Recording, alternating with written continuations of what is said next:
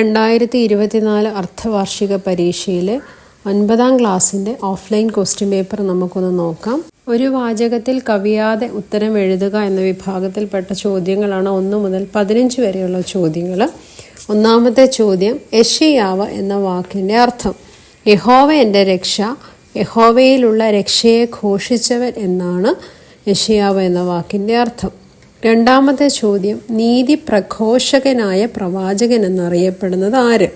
Amos ആണ് നീതി പ്രഘോഷകനായ പ്രവാചകൻ.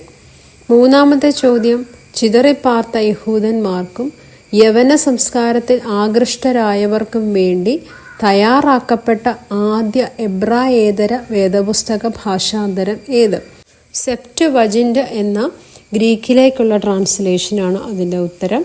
നാലാമത്തെ ചോദ്യം, യഹോവയെ കേൾക്കണമേ, എന്നോട് കരുണയുണ്ടാകണമേ, യഹോവ എൻ്റെ രക്ഷകനായിരിക്കണമേ എന്ന വാക്യത്തിൻ്റെ വേദഭാഗം സങ്കീർത്തനം 30-ാം അധ്യായം 10-ാം വാക്യമാണ് ഇവിടെ പരാമർശിച്ചിരിക്കുന്നത്. ഇനി അഞ്ചാമത്തെ ചോദ്യം, സന്ധ്യാനമസ്കാരത്തിൽ ഉപയോഗിക്കുന്ന ലുത്തിനിയ ആരംഭിക്കുന്ന അപേക്ഷ ഏതാണ്? സ്വർഗസ്ഥ പിതാവാം ദൈവമേ എന്നാണ് സന്ധ്യാനമസ്കാരത്തിൽ ഉപയോഗിക്കുന്ന ലുത്തിനിയ ആരംഭിക്കുന്ന അപേക്ഷ. ഇനി ആറാമത്തെ ചോദ്യം, ആകാശത്തെയും ഭൂമിയെയും സഹോദരിമാരായി ചിത്രീകരിച്ചിരിക്കുന്ന ഗീതത്തിൻ്റെ ആദ്യ വരി എഴുതുക. ഋജുമതികൾക്കിരുളിൽ ദ്യുതിയുളവായി എന്ന ഗീതമാണ് ഇതിൻ്റെ ഉത്തരം. അതിൽ നിങ്ങൾക്ക് കാണാം, കൂരിരുൾ നീങ്ങുമ്പോൾ നിന്നെ കൂപ്പുന്നു, ഗഗനം ധര എന്നീ ദ്രുതമുണ്ടായൊരു സോദരിമാർ. ആകാശത്തെയും ഭൂമിയെയും ഇവിടെ സഹോദരിമാരായിട്ട് വർണ്ണിച്ചിരിക്കുന്നതായിട്ട് നമുക്ക് ആ ഗീതം ചൊല്ലി നോക്കിയാൽ മനസ്സിലാകും. ഇനി അടുത്ത ചോദ്യം, ആഗോള സഭയിൽ AD 1054 പ്രശ്നത്തിൻ്റെ ഫലം. ആഗോള സഭ രണ്ടായി പിരിഞ്ഞ സംഭവമാണ് 1054 ഉണ്ടായത്. പാശ്ചാത്യ സഭയെന്നും അല്ലെങ്കിൽ റോമൻ കത്തോലിക്ക സഭയെന്നും പൗരസ്ത്യ സഭയെന്നും അല്ലെങ്കിൽ ഓർത്തഡോക്സ് സഭയെന്നും രണ്ടായി പിരിഞ്ഞ പിളർപ്പാണ് എഴുതേണ്ടത്. എട്ടാമത്തെ ചോദ്യം, കുരിശുയുദ്ധങ്ങൾ ഉണ്ടാകുവാനുള്ള കാരണങ്ങളിൽ ഒരെണ്ണം എഴുതുക. പുസ്തകത്തിൽ 5 കാരണങ്ങൾ കൊടുത്തിട്ടുണ്ട്. അതിൽ ഏതെങ്കിലും ഒന്ന് എഴുതിയാൽ നിങ്ങൾക്ക് ഉത്തരമാകും. ക്രിസ്തുവിന് വേണ്ടിയുള്ള യുദ്ധങ്ങളിലൂടെ പാപമോചനവും സ്വർഗരാജ്യവും എന്ന റോമൻ കത്തോലിക്ക സഭ പഠിപ്പിക്കലുകൾ ജനത്തെ സ്വാധീനിച്ചു. തുർക്കികളുടെ മുസ്ലിം മതതീവ്രതയും ക്രിസ്ത്യാനികൾക്കെതിരായ പീഡനങ്ങളും കൂടി വന്നു. ഇവയൊക്കെ അതിൻ്റെ ഉത്തരങ്ങളാണ്. 9ാമത്തെ ചോദ്യം, യെരുശലേമിലെ 1ാമത്തെ പ്രധാന ആചാര്യനും പുണ്യവാനും സ്ലീഹായും സഹദായും എന്നറിയപ്പെടുന്ന ആൾ. അത് തുബുദേനുകൾ ശ്രദ്ധിക്കുന്നവരാണെങ്കിൽ ആ ഒരു ഒഴുക്കിൽ പറഞ്ഞാൽ നമുക്കതിൻ്റെ ഉത്തരം കിട്ടും അല്ലേ. യെരുശലേമിലെ 1ാമത്തെ പ്രധാന ആചാര്യനും പുണ്യവാനും സ്ലീഹായും സഹദായുമായ യാക്കോബാണ് അതിൻ്റെ ഉത്തരം. 10ാമത്തെ ചോദ്യം, കർത്താവിൻ്റെ ജനന പെരുന്നാളിനെ എൽദോ എന്നും ദനഹ എന്നും 2 പെരുന്നാളുകളായി തിരിച്ച സഭാപിതാവ് ആര്? റോമിലെ വിശുദ്ധ യൂലിയോസ് ആണ് ഇങ്ങനെ 2ആയിട്ട് തിരിച്ചത്. 11ാമത്തെ ചോദ്യം, പരിശുദ്ധ തൃത്വത്തിലുള്ള സഭയുടെ വിശ്വാസം ഏറ്റുപറയുന്ന പ്രാർത്ഥന ഏത്? വിശ്വാസ പ്രമാണമാണ് തൃത്വത്തിലുള്ള സഭയുടെ വിശ്വാസം ഏറ്റുപറയുന്ന പ്രാർത്ഥന. ഈ 12ാമത്തെ ചോദ്യം, അൽവാറീസ് മാർ യൂലിയോസ് റോമൻ കത്തോലിക്ക സഭ ഉപേക്ഷിച്ച് ഓർത്തഡോക്സ് വിശ്വാസം സ്വീകരിക്കുവാനുള്ള കാരണം എന്ത്? ആന്തരികമായ വ്യതിയാനം സംഭവിക്കാതെ ആചാരാനുഷ്ഠാനങ്ങൾക്ക് അതിരു കവിഞ്ഞ താല്പര്യം കാണിച്ചിരുന്ന റോമൻ കത്തോലിക്ക സഭയുടെ സമീപനത്തെ അദ്ദേഹത്തിന് വെറുപ്പായിരുന്നു. അത് അദ്ദേഹത്തെ റോമൻ കത്തോലിക്ക വിശ്വാസം ഉപേക്ഷിച്ച് ഓർത്തഡോക്സ് വിശ്വാസം സ്വീകരിക്കുവാനുള്ള കാരണമായി മാറി. 13ാമത്തെ ചോദ്യം, 19ാം നൂറ്റാണ്ടിൽ മലങ്കര സഭയിൽ നിന്നും സമൂഹത്തിൻ്റെ താഴേത്തട്ടിൽ ഉള്ളവരുടെ ഇടയിൽ പ്രവർത്തിച്ച പിതാവാര്? വിശുദ്ധ പത്രോസ് മാർ ഒസ്താത്യോസ് തിരുമേനിയാണ് 19ാം നൂറ്റാണ്ടിൽ മലങ്കര സഭയിൽ നിന്നും സഭയുടെ താഴേത്തട്ടിൽ പ്രവർത്തിച്ച പിതാവ്. 14ാമത്തെ ചോദ്യം, പിതാവായ ദൈവവും പുത്രനായ യേശുവും യേശുവിൻ്റെ ശിഷ്യന്മാരും തമ്മിലുള്ള ബന്ധം വർണ്ണിക്കുന്നതിന് യേശു തിരഞ്ഞെടുത്ത ചെടി ഏത്?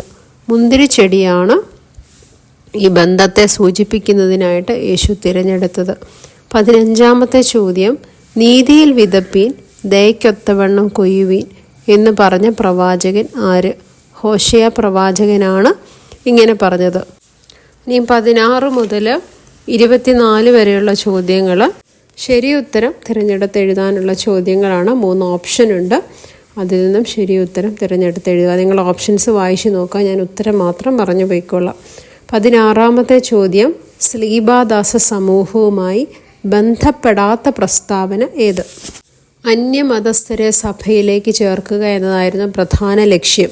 ഇതാണ് അവിടെ തെറ്റായ ഒരു കാര്യം. ബാക്കി 3 പ്രസ്താവനകളും ശരിയാണ് സ്ലീബാദാസ സമൂഹവുമായിട്ട് ബന്ധപ്പെട്ട്. ഇനിയും 17-ാമത്തെ ചോദ്യം, തന്നിരിക്കുന്നവയിൽ നിന്നും അൽവാരിസ് മാർ യൂലിയോസ് രചിച്ച ഗ്രന്ഥത്തിൻ്റെ പേര് തിരഞ്ഞെടുക്കുക. പാട്രിയോട്ട് ആൻഡ് സെയിൻ്റ് ആണ് അദ്ദേഹം രചിച്ച ഗ്രന്ഥം. ഇനി 18-ാമത്തെ ചോദ്യം, വിശ്വാസ പ്രമാണത്തിൽ പിതാവാം ദൈവത്തെക്കുറിച്ച് പ്രസ്താവിച്ചിരിക്കുന്നതിൽ ഉൾപ്പെടാത്തത് ഏത്? സർവവ്യാപി എന്ന പദമാണ് വിശ്വാസ പ്രമാണത്തിൽ പിതാവ് ദൈവത്തെക്കുറിച്ച് പറഞ്ഞതിൽ ഉൾപ്പെടാത്തത്. 19-ാമത്തെ ചോദ്യം, സുറിയാനി കാവ്യശാഖയുടെ യഥാർത്ഥ ശില്പിയായി അറിയപ്പെടുന്ന പിതാവ് ആര്? മാർ അപ്രേമാണ് സുറിയാനി കാവ്യശാഖയുടെ യഥാർത്ഥ ശില്പിയായിട്ട് അറിയപ്പെടുന്ന പിതാവ്. ഇത് ശരിക്കും ഒരു ഔട്ട് ഓഫ് സിലബസ് ക്വസ്റ്റ്യൻ ആണ്. കാരണം അർദ്ധവാർഷിക പരീക്ഷയ്ക്ക് 20-ാമത്തെ പാഠവും പിന്നീടാണ് 21-ാമത്തെ പാഠം പഠിപ്പിക്കുന്നത്. 21-ാമത്തെ പാഠത്തിൽ നിന്നുള്ള ഒരു ചോദ്യമായിരുന്നു ഇത്. അങ്ങനെ ഇനി 2 ചോദ്യങ്ങൾ കൂടി ക്വസ്റ്റ്യൻ പേപ്പറിൽ വന്നിട്ടുണ്ട്. 27-ാമത്തെ ചോദ്യം, 28-ാമത്തെ ചോദ്യവും ഫസ്റ്റ് ടേമിൽ പഠിക്കേണ്ടാത്ത പാഠങ്ങളിൽ നിന്നുള്ള ചോദ്യങ്ങളായിരുന്നു. എന്ത് തന്നെയാണെങ്കിലും നമുക്ക് ആൻസേഴ്സ് പറഞ്ഞു പോകാം. നമുക്ക് ആനുവൽ എക്സാമിന് ഇതൊക്കെ ആവശ്യമുള്ളതുകൊണ്ട്. അപ്പോൾ സുറിയാനി കാവ്യശാഖയുടെ യഥാർത്ഥ ശില്പിയായി അറിയപ്പെടുന്നത് മാർ അപ്രേമാണ് എന്ന് നമ്മൾ പറഞ്ഞു. ഇനി 20-ാമത്തെ ചോദ്യം, യെറുശലേമിലെ തൂണുകൾ എന്നറിയപ്പെടുന്ന പിതാക്കന്മാരിൽ ഉൾപ്പെടാത്തത് ആര്? വിശുദ്ധ ഇഗ്നാത്തിയോസ് ആണ് ഈ യെറുശലേമിലെ തൂണുകൾ എന്ന പിതാക്കന്മാരിൽ ഉൾപ്പെടാത്തത്. 21-ാമത്തെ ചോദ്യം, പത്രോസ് ശ്ലീഹ കടലിൽ ചൂണ്ടയിട്ടപ്പോൾ എസ്തീറ മത്സ്യം ലഭിച്ചത് പ്രതിപാദിക്കുന്ന ആരാധനാ ഗീതത്തിൻ്റെ ആരംഭം എന്ത്? അത്ഭുതമാം ഫലമേകും വൃക്ഷം എന്ന ഗീതത്തിലാണ് ഈ എസ്തീറ മത്സ്യം കിട്ടിയ സംഭവം വിവരിച്ചിരിക്കുന്നത്. 22-ാമത്തെ ചോദ്യം, മക്കാബിയ കാലഘട്ടത്തെക്കുറിച്ച് ഏറ്റവും ശരിയായ പ്രസ്താവന എന്ത്? യവന ആധിപത്യത്തെ ചെറുത്ത് നിൽക്കുവാൻ യഹൂദന്മാർ ശ്രമം നടത്തിയ കാലമാണ് മക്കാബിയ കാലഘട്ടം. ബാക്കിയൊക്കെ തെറ്റാണ്. ഈ ഒരു പോയിന്റ് മാത്രമാണ് മക്കാബിയ കാലഘട്ടത്തെക്കുറിച്ചുള്ള ശരിയായ പ്രസ്താവന. ഇനി 23-ാമത്തെ ചോദ്യം, നമുക്കൊരു ശിശു ജനിച്ചിരിക്കുന്നു, നമുക്കൊരു മകൻ നൽകപ്പെട്ടിരിക്കുന്നു, ആധിപത്യം അവൻ്റെ തോളിലിരിക്കും, അവന് അത്ഭുത മന്ത്രി, വീരനാം ദൈവം, നിത്യപിതാവ്, സമാധാന പ്രഭു എന്ന പേർ വിളിക്കപ്പെടും എന്ന് പ്രസ്താവിക്കുന്ന പ്രവചന പുസ്തകം യെശയ്യാവിൻ്റെ പുസ്തകത്തിലാണ് യേശു ക്രിസ്തുവിൻ്റെ ജനനത്തെക്കുറിച്ചുള്ള ഈ പ്രവചന ഭാഗം. ഇനി 24-ാമത്തെ ചോദ്യം, ദൈവം ശക്തിപ്പെടുത്തുന്നു എന്ന അർത്ഥം വരുന്ന പേരുള്ള പ്രവാചകനാര്? യെഹസ്കിയേൽ എന്ന വാക്കിൻ്റെ അർത്ഥമാണ് ദൈവം ശക്തിപ്പെടുത്തുന്നു എന്നത്. ഇനിയും 1-2 വാചകങ്ങളിൽ ഉത്തരം എഴുതാനുള്ള ചോദ്യങ്ങളാണ്. 25 മുതൽ 29 വരെയുള്ള 5 ചോദ്യങ്ങൾ.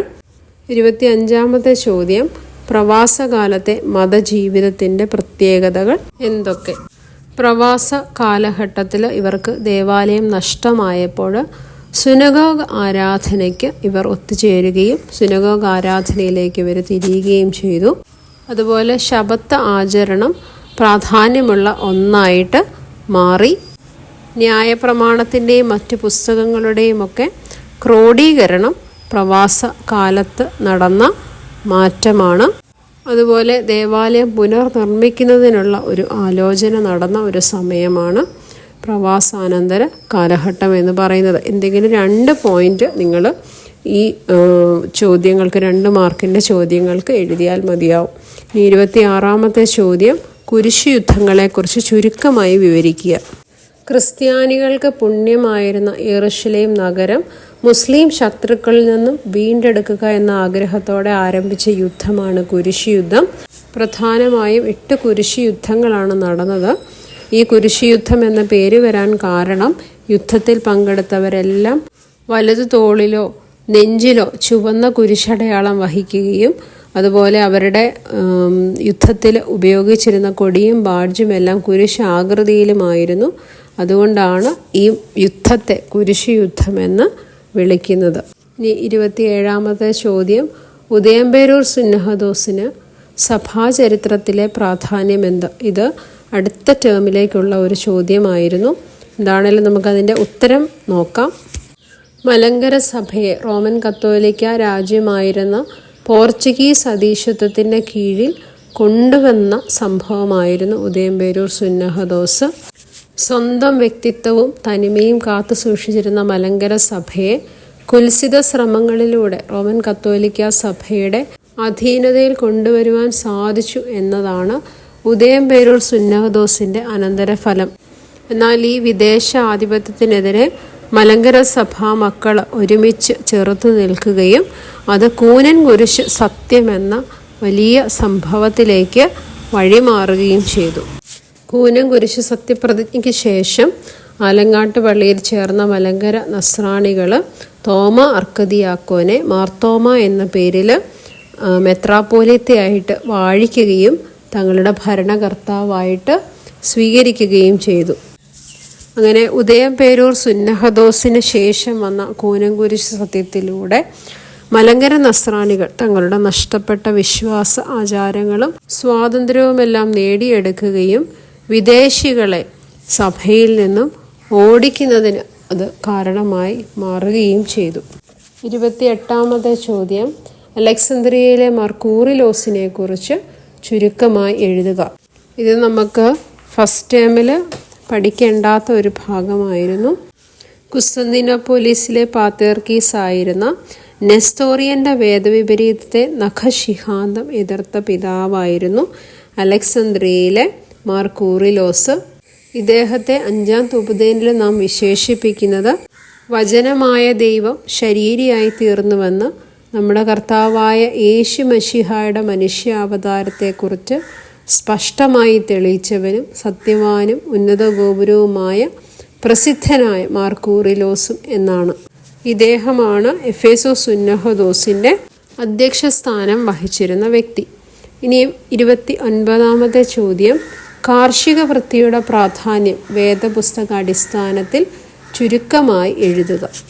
വേദപുസ്തകം പരിശോധിച്ചാൽ കൃഷിയുമായിട്ട് ബന്ധപ്പെട്ട പല അലങ്കാരങ്ങളും വേദപുസ്തകത്തിലെ പ്രവാചകന്മാരും ഒക്കെ ഉപയോഗിച്ചിട്ടുണ്ട്. നീതിയിൽ വിതപ്പീൻ ദയക്കൊത്തവണ്ണം കൊയ്യുവീൻ എന്ന് ഹോശയ്യ പറയുന്നുണ്ട്. ദൈവം ഇസ്രായേലിനെ നയിച്ച വിധത്തെ യെശയ്യാ പ്രവാചകൻ മുന്തിരിത്തോട്ടത്തോട് ഉപമിക്കുന്നുണ്ട്. അതുപോലെ പിതാക്കന്മാരുടെ സ്വത്ത് വിവരമൊക്കെ പറഞ്ഞിരിക്കുന്നത് അവരുടെ കാളകളെയും കഴുതകളെയും ഒക്കെ എണ്ണം പറഞ്ഞുകൊണ്ടായിരുന്നു. അബ്രഹാമിന് ആടുമാടുകളും ആൺകഴുതയും ദാസന്മാരും ദാസികളും പെൺകഴുതയും ഒട്ടകങ്ങളും ഒക്കെ ഇരുന്നതായിട്ട് നമുക്ക് വേദപുസ്തകത്തിൽ വായിക്കാനായിട്ട് സാധിക്കും. അതുപോലെ ഇയ്യോബിനെ കുറിച്ച് പഠിക്കുമ്പോൾ ഇയ്യോബിൻ്റെ ആടിൻ്റെയും ഒട്ടകത്തിൻ്റെയും കഴുതകളുടെയും ഒക്കെ എണ്ണം അവിടെ അദ്ദേഹത്തിൻ്റെ സാമ്പത്തികത്തെക്കുറിച്ച് നമുക്ക് മനസ്സിലാക്കുന്നതിന് ഇടയാക്കുന്നു. അതുപോലെ യേശുക്രിസ്തുവിൻ്റെ ഉപമകളിൽ കാർഷിക ജീവിതത്തിൽ നിന്നുള്ള പല പ്രതിരൂപങ്ങളും ഉപയോഗിക്കുന്നതായിട്ട് നമുക്ക് മനസ്സിലാക്കാം. വിതയ്ക്കുന്നവൻ്റെ ഉപമ, കടുകുമണിയുടെ ഉപമ തുടങ്ങിയവയൊക്കെ ഇതിന് ഉദാഹരണങ്ങളാണ്. അതുപോലെ പിതാവായ ദൈവവും പുത്രനായ യേശുവും യേശുവിൻ്റെ ശിഷ്യന്മാരും തമ്മിലുള്ള ബന്ധം വർണ്ണിക്കുന്നതിന് യേശു മുന്തിരിച്ചെടിയെയാണ് ഉദാഹരണമായിട്ട് സ്വീകരിച്ചിരിക്കുന്നത്. വിശുദ്ധ പൗലോസ് അദ്ദേഹത്തിൻ്റെ ലേഖനങ്ങളിൽ അദ്ദേഹം ഉപയോഗിച്ചിരിക്കുന്ന ഒരു ഭാഷ എന്ന് പറയുന്നത് കാർഷിക വൃത്തിയുമായിട്ട് ബന്ധപ്പെട്ടിട്ടാണ്. അതിന് ഉദാഹരണമായിട്ട് നമുക്ക് പറഞ്ഞാൽ, ഞാൻ നട്ടു, അപ്പല്ലോസ് നനച്ചു, ദൈവം അത്രേ വളരുമാറാക്കിയത് എന്ന ഉദാഹരണത്തിലൂടെ നമുക്ക് മനസ്സിലാക്കാം. ഇനിയും പ്രാർത്ഥന പൂർത്തിയാക്കുവാനുള്ള ഭാഗമാണ് 30ാമത്തെ ചോദ്യം. കഴിഞ്ഞ രാത്രിയിൽ ഉപദ്രവം കൂടാതെ മുതൽ എല്ലാ കൂട്ടുകെട്ടിൽ നിന്നും ഒഴിഞ്ഞു നിൽപ്പാൻ ഞങ്ങളെ ശക്തിപ്പെടുത്തണമേ. ഇത് പ്രഭാതത്തിലെ ലുത്തിനിയ പ്രാർത്ഥനയിലെ ഒരു ഭാഗമാണ്. കഴിഞ്ഞ രാത്രിയിൽ ഉപദ്രവം കൂടാതെ ഞങ്ങളെ കാത്തു സൂക്ഷിച്ച് ഈ പ്രഭാതത്തിലേക്ക് ഞങ്ങളെ കൊണ്ടുവന്നവനായ കർത്താവേ, ഇന്നത്തെ ഞങ്ങളുടെ ജീവിതത്തെ കുറ്റങ്ങളിൽ നിന്നും തെറ്റുകളിൽ നിന്നും കാത്തു സൂക്ഷിപ്പാൻ തിരുമനസ്സാക്കണമേ. കർത്താവേ, ഞങ്ങളുടെ അപേക്ഷ കൈക്കൊള്ളണമേ. അറിവോടോ അറിവ് കൂടാതെയോ മനസ്സോടോ മനസ്സ് കൂടാതെയോ വിചാരത്താലും വചനത്താലും പ്രവൃത്തിയാലും വന്നുകൂടാവുന്ന വീഴ്ചകളിൽ നിന്നും ഞങ്ങളെ കാത്തുകൊള്ളുകയും ഞങ്ങളുടെ വിളിക്കനുസരണമായി ക്രിസ്തീയ ചുമതലകൾ നിർവഹിപ്പാൻ ഞങ്ങളെ ശക്തിപ്പെടുത്തുകയും ചെയ്യണമേ. കർത്താവെ, ഞങ്ങളുടെ അപേക്ഷ കൈക്കൊള്ളണമേ. ലോകം, ജഡം, പിശാച് എന്നിവയുടെ വ്യാമോഹങ്ങളിൽ നിന്നും ദൈവസ്നേഹത്തിനെതിരായ എല്ലാ വശീകരണത്തിൽ നിന്നും സത്യവിശ്വാസത്തിനെതിരായ എല്ലാ കൂട്ടുകെട്ടിൽ നിന്നും ഒഴിഞ്ജീവിപ്പാൻ ഞങ്ങളെ ശക്തിപ്പെടുത്തണമേ. ഇത്രയും ഭാഗമാണ് പരീക്ഷയ്ക്ക് ചോദിച്ചത്. ഇനി 31-ാമത്തെ ചോദ്യം, ഗീതം എഴുതുക. സ്ലീബ പ്രഭാത നമസ്കാരത്തിൽ നിങ്ങൾക്ക് പുസ്തകത്തിൽ ആദ്യത്തെ ഗീതമാണ് ചോദിച്ചത്. രാജ്യത്തിൻ വാതിൽ മുതൽ സ്വാത്മത്തെ സ്വയമേ നിഹനിക്കും വരെയുള്ള ഭാഗം 6 ലൈനുകളാണ് മൊത്തത്തിലുള്ളത്. 2 ലൈന് നിങ്ങൾക്ക് തന്നിട്ടുണ്ട്. ബാക്കി 4 ലൈനുകൾ കൂടെ ചേർത്ത് ആ ഗീതം പൂർത്തിയാക്കി എഴുതുക. ഇനി അവസാനത്തെ 2 ചോദ്യങ്ങൾ എസ്സേ ടൈപ്പ് ചോദ്യമാണ്. 5 മാർക്കാണ് ഓരോന്നിനും. 32-ാമത്തെ ചോദ്യം, യെശയ്യാ പ്രവചന പുസ്തകം. യെശയ്യാ പ്രവാചകൻ്റെ പുസ്തകത്തെക്കുറിച്ച് നിങ്ങൾക്ക് അറിയാവുന്ന കാര്യങ്ങളൊക്കെ അതിൽ എഴുതി വെക്കുവാനായിട്ട് ശ്രദ്ധിക്കുക. ഞാനൊന്ന് ജനറലി കുറച്ച് കാര്യങ്ങൾ പറയാം. ഒന്ന്, യെശയ്യാ പ്രവചന പുസ്തകത്തെക്കുറിച്ച് പറയുമ്പോൾ യെശയ്യാ പ്രവാചകൻ വലിയ പ്രവാചകന്മാരിൽപ്പെട്ട ഒരു പ്രവാചകനാണ്. 66 അധ്യായങ്ങളുള്ള ബൃഹത്തായ ഒരു പുസ്തകമാണ് അദ്ദേഹത്തിൻ്റേത്. അദ്ദേഹം പ്രധാനമായിട്ട് 3 കാലഘട്ടങ്ങളിലെ ദൈവഹിതം അറിയിക്കുന്ന ഒരു പ്രവാചകനായിരുന്നു. അതുകൊണ്ട് തന്നെ അദ്ദേഹത്തിൻ്റെ പ്രവചന പുസ്തകത്തിൽ 3 കാലഘട്ടങ്ങളിലെ വിവരണങ്ങളാണ് ഉള്ളത്. ആദ്യത്തെ കാലഘട്ടം എന്ന് പറയുന്നത് പ്രവാസത്തിന് മുമ്പുള്ള കാലഘട്ടം, 2-ാമത്തേത് പ്രവാസ കാലഘട്ടം, 3-ാമത്തേത് പ്രവാസത്തിന് ശേഷമുള്ള കാലഘട്ടം. യെശയ്യാ പ്രവാചകൻ്റെ പ്രവചനത്തിൻ്റെ ആദ്യ ഘട്ടം എന്ന് പറയുന്നത് ഉസിയാവ് എന്ന യഹൂദ രാജാവിൻ്റെ ഭരണവും ആ രാജാവ് മരിച്ചതിനെ തുടർന്നുള്ള കാലവുമാണ്. യഹോവയോടുള്ള ഉടമ്പടി അവഗണിച്ച് വിജാതീയ രാജാക്കന്മാരുള്ള സഖ്യതയും വിഗ്രഹാരാധനയും വഷളത്വവുമായി ജനം ജീവിച്ചപ്പോൾ അതിനെതിരെ ശബ്ദമുയർത്തിയ ആളായിരുന്നു യെശയ്യാ പ്രവാചകൻ. യഹോവയോടുള്ള വിശ്വസ്തത, മാതാപിതാക്കളോടുള്ള വിശ്വസ്ത വിധേയത്വം, നീതിപൂർവമായ ജീവിതത്തിനുള്ള ഒരുക്കം എന്നിവയൊക്കെ അദ്ദേഹത്തിൻ്റെ സന്ദേശങ്ങളിൽ പ്രമുഖമാണ്. ജനങ്ങൾ പ്രവാസത്തിലേക്ക് പോകുന്നതിന് മുൻപ് അനീതിയാലും അഹങ്കാരത്താലും ആഡംബരപ്രിയത്താലുമൊക്കെ മാറ്റപ്പെട്ടപ്പോൾ ഇങ്ങനെയുള്ളവർ ശിക്ഷിക്കപ്പെടുമെന്നും വിശ്വസ്തത പുലർത്തുന്നവർ ശിക്ഷിക്കപ്പെടില്ല എന്നും പ്രവചിച്ച പ്രവാചകനായിരുന്നു അദ്ദേഹം. പിന്നീട് പ്രവാസ കാലഘട്ടത്തിൽ ജനങ്ങൾക്ക് പ്രത്യാശ നൽകുന്ന ഒരു പ്രവാചകനായി അദ്ദേഹത്തെ നമുക്ക് കാണാം. പ്രവാസത്തിലിരിക്കുന്ന ജനത്തിന് നന്മ നൽകുന്ന പുറജാതി രാജാവായ കോരശിനെ യഹോവയുടെ ദൂതനായിട്ടും വീണ്ടെടുപ്പിൻ്റെ വാഹകനായിട്ടും അദ്ദേഹം അവതരിപ്പിച്ചിട്ടുണ്ട്. അതുപോലെ പ്രവാസകാല സന്ദേശങ്ങളിൽ പ്രധാനമായിട്ടും എടുത്തു പറയേണ്ട ഒന്നാണ് അദ്ദേഹത്തിൻ്റെ ദാസഗീതങ്ങൾ. യഹോവയുടെ കഷ്ടപ്പെടുന്ന ദാസനെക്കുറിച്ചുള്ള ഈ ഗീതങ്ങൾ അതിമനോഹരമായ ദൈവിക സന്ദേശം ഉൾക്കൊള്ളുന്നവയാണ്. പ്രവാസം പൂർത്തിയാക്കി ജനങ്ങൾ സ്വദേശത്തേക്ക് മടങ്ങി വന്നതിന് ശേഷം ജീവിതത്തിന് ഉതകുന്ന സന്ദേശങ്ങളും യെശയ്യാ പ്രവാചകൻ ജനങ്ങൾക്ക് നൽകുന്നുണ്ട്. പ്രവാസകാലത്ത് അവർക്ക് യെരുശലേം ദേവാലയത്തിൽ ആരാധന സാധ്യമായിരുന്നില്ല. മടങ്ങി വന്ന ശേഷം ആരാധന ആരംഭിച്ചുവെങ്കിലും ദേശം സുരക്ഷിതമായിരുന്നില്ല. മതിലും നഗരവുമൊക്കെ പുതുതായി പണിയപ്പെടേണ്ട കാലഘട്ടത്തിലും അവർ ദൈവനിഷേധികളായി മാറി. ദൈവിക നീതിയും ആശ്വസിപ്പിക്കലും പ്രാവർത്തികമാക്കണം, രക്ഷയെ പ്രസിദ്ധമാക്കണം എന്ന സന്ദേശങ്ങളിലൂടെ യെശയ്യാ പ്രവാചകൻ ജനങ്ങളെ ദൈവത്തിങ്കിലേക്ക് അടുപ്പിക്കുവാനായിട്ട് ശ്രമം തുടർന്നുകൊണ്ടേയിരിക്കുന്നതായിട്ട് നമുക്ക് കാണാം. ജനറലി 5 മാർക്കിൻ്റെ ചോദ്യത്തിന് ഒരു 10 സെൻറ്റൻസ് എങ്കിലും എഴുതുവാനായിട്ട് നിങ്ങൾ ശ്രദ്ധിക്കുക. നിങ്ങളുടേതായ രീതിയിൽ നിങ്ങൾക്ക് മനസ്സിലായ കാര്യങ്ങൾ എഴുതിയാൽ മതിയാവും. ഇനിയും അവസാനത്തെ ചോദ്യം, മലങ്കര സഭയിൽ കുടുംബാരാധന ക്രമത്തിലെ സന്ധ്യാനമസ്കാരത്തിലെ ലുത്തിനിയയുടെ പ്രാധാന്യം, അതിൻ്റെ ഘടകങ്ങൾ എന്നിവ വിവരിക്കുക. ലുത്തിനിയ ആരംഭിക്കുന്നത് തൃത്വവിശ്വാസം ഏറ്റുപറഞ്ഞുകൊണ്ടാണ്. തൃത്വവിശ്വാസത്തിൻ്റെ പ്രഖ്യാപനമായിട്ട് നമുക്ക് ഈ പ്രാർത്ഥനയെ കാണാം. തൃത്വനാമത്തിലുള്ള തുടക്കം കഴിഞ്ഞാൽ നമ്മുടെ വിശുദ്ധിക്ക് വേണ്ടിയിട്ടുള്ള അപേക്ഷയോടെയാണ് ഈ പ്രാർത്ഥന തുടങ്ങുന്നത്. സകല തിന്മകളിൽ നിന്നും മലിനമോഹങ്ങളിൽ നിന്നും പൈശാചിക വികാരങ്ങളിൽ നിന്നും ഞങ്ങളെ രക്ഷിക്കണമെന്ന് നമ്മൾ പ്രാർത്ഥിക്കുന്നു. നമ്മുടെ ജീവിത വിശുദ്ധിയായിരിക്കണം നമ്മുടെ ജീവിതത്തിലെ പ്രധാന ആഗ്രഹം. പിശാചിൻ്റെ പരീക്ഷണങ്ങളിൽ അകപ്പെട്ട് തെറ്റിലേക്കും അശുദ്ധിയിലേക്കും തിരിയാതിരിക്കണമെങ്കിൽ നമുക്ക് ദൈവകൃപ ആവശ്യമാണ്. നമ്മളുടെ എല്ലാം ആത്യന്തിക ലക്ഷ്യം എന്ന് പറയുന്നത് ദൈവീകരണമാണ്. ഇതിലേക്ക് എത്തുന്നതിനുള്ള ഒരു പ്രാർത്ഥനയാണ് ആദ്യത്തെ അപേക്ഷ എന്ന് പറയുന്നത്. തുടർന്ന് നമ്മുടെ വ്യക്തിജീവിതത്തിലെ വിവിധ ആവശ്യങ്ങൾ ഉൾക്കൊള്ളിച്ചുകൊണ്ടുള്ള അപേക്ഷകളാണ്. കരുണയുള്ള ദൈവമേ, ഞങ്ങളെ രക്ഷിച്ചു കൊള്ളണമേ എന്ന് പ്രതിവാക്യമായിട്ട് ഇവിടെ പറയുന്ന രീതിയിലാണ് പ്രാർത്ഥന ക്രമീകരിച്ചിരിക്കുന്നത്. തീനരകത്തിൽ നിന്നും, ചാകാത്ത പുഴുവിൽ നിന്നും, കെടാത്ത തീയിൽ നിന്നും ഞങ്ങളെ രക്ഷിച്ചു കൊള്ളണമേ എന്ന പ്രാർത്ഥന ന്യായവിധിയെക്കുറിച്ച് നമുക്ക് ഓർമ്മ നൽകുവാനായിട്ട് ഉദ്ദേശിച്ച് ക്രമീകരിച്ചതാണ്. ലുത്തിനിയ പ്രാർത്ഥന അവസാനിക്കുന്നത് പരിശുദ്ധന്മാരുടെ മധ്യസ്ഥതയിൽ അഭയപ്പെട്ടുകൊണ്ടാണ്. പരിശുദ്ധ കന്യക മറിയാമിൻ്റെയും പരിശുദ്ധരുടെയും മധ്യസ്ഥത അപേക്ഷിച്ചുകൊണ്ട് നമ്മൾ പ്രാർത്ഥന അവസാനിപ്പിക്കുന്നു. മലങ്കര സഭ വിശുദ്ധരായി പ്രഖ്യാപിച്ച 3 പരിശുദ്ധന്മാരെയും നമ്മൾ ഈ സമയത്ത് ഓർത്തുകൊണ്ടാണ് നമ്മുടെ പ്രാർത്ഥന അവസാനിപ്പിക്കുന്നത്. ഇത്രയും ചോദ്യങ്ങൾ നിങ്ങൾക്ക് മനസ്സിലായി എന്ന് വിചാരിക്കുന്നു. Thank you.